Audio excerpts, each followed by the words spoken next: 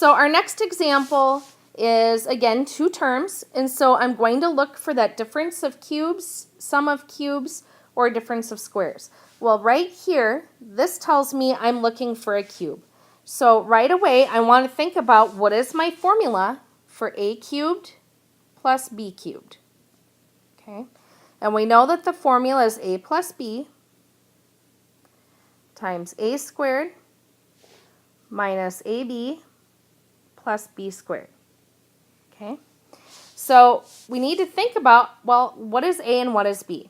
So what I like to do is to rewrite this problem, and so I'm going to say s cubed plus 1 over 2 all cubed. Okay, and now you can kind of see how you've got a cube term here. So this is like your a cubed, and then this is like your b cubed.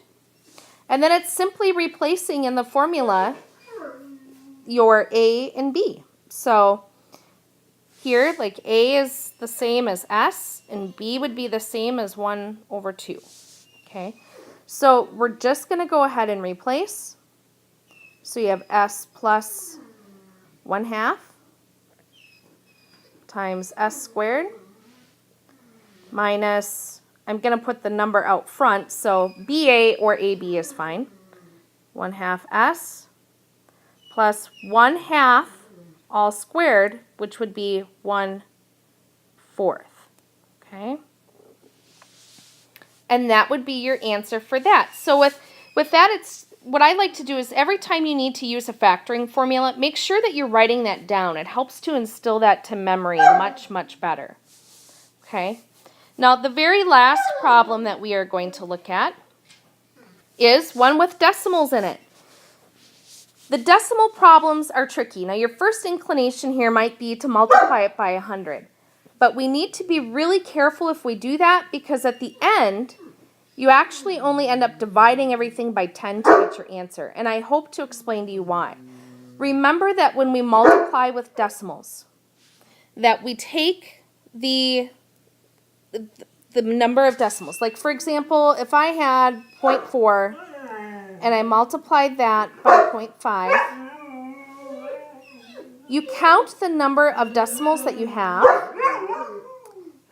and we know at the end, I'm sorry, my dogs want to sing. Okay, sorry about that. My dogs were getting excited about math. So what you do here is you count your decimals, how many you have. And we know that if we were to multiply, with those decimals at the very end, so at this point you disregard them, and we move the decimals, the number that there are, we move 2 to the left then at the end. So in this case, if I had something like 0.4 times 0.5, I'm going to say 20. And then at the very end, I would move my decimal to the left 2. So I know that 0.4 times 0.5 is 0.20. Okay, so if you choose to multiply by 100, it's for that reason that you would only end up dividing by 10 at the end, which I think is probably going to be more confusing than just trying to figure out the problem with the decimals initially. So my recommendation would be this. Look at 0.16, okay, and look at 28.25. Now we know that 16 and 25 are perfect squares, right? So think about, well, what gives you that? If you take 0.4 times 0.4, you get 0.16, okay? So again, going 0.4 times 0.4, you have 2 decimals. 4 times 4 is 16, and then you move your decimal to the left 2, okay?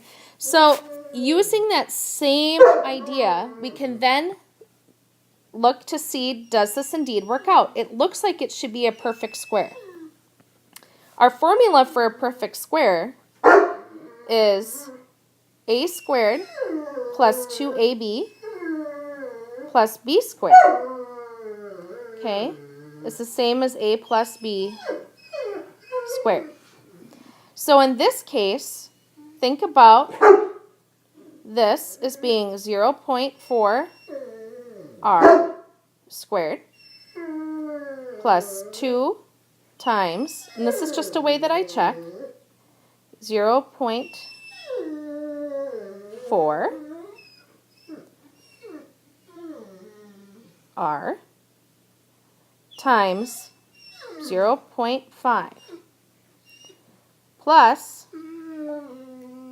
0.5 squared. Okay, so this follows the formula then when A is equal to 0.4r and B is equal to 0.5. I know that my end terms are both perfect squares. I just want to check that middle term. And so if you take 0.4 times 0.5, we know that that equals 0.2.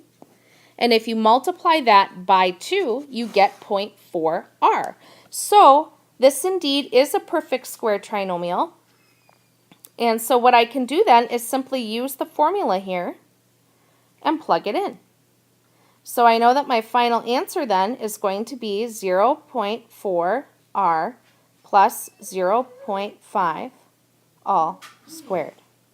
I hope this helps. Certainly let me know if there are others that you would like me to do.